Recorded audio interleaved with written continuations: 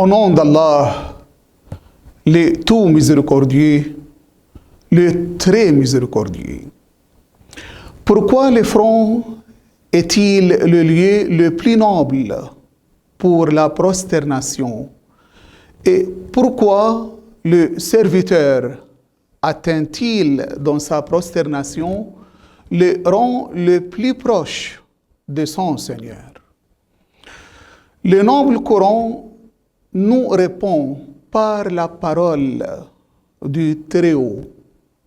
Mais non, s'il ne cesse pas, nous le saisirons certes par le toupet d'un menteur, d'un pécheur. Surat Al-Alaq, verset 15-16.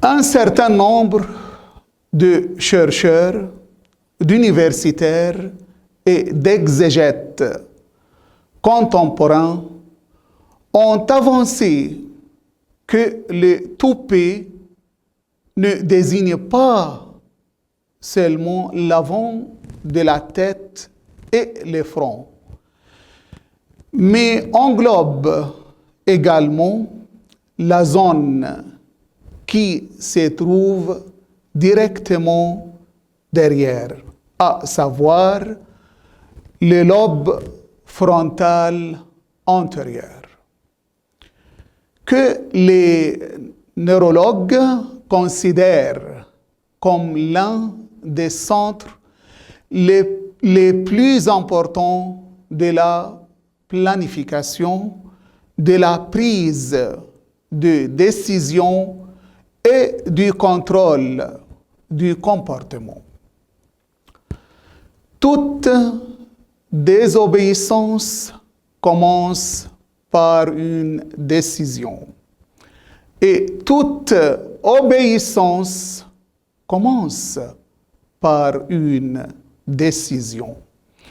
Ainsi, la prosternation n'est pas seulement le fait de poser le front sur le sol, mais c'est soumettre sa volonté à Dieu seul et la libérer de la domination des passions, de ruses du diable et des suggestions de l'âme incitatrices au mal.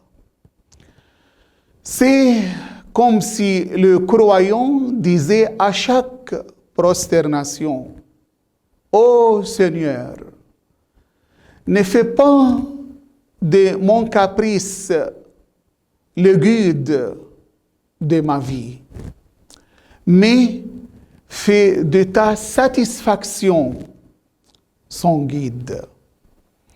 Le croyant, dans sa prosternation, ne pose pas seulement son front sur la terre, mais il remet entre les mains de Dieu son existence, sa volonté, sa décision et toute sa vie. La prosternation, mes bien-aimés, n'est pas un mouvement du corps, mais une conduite du cœur vers Dieu et une orientation de la volonté vers ce qui lui plaît. Et louange à Dieu, Seigneur, demande.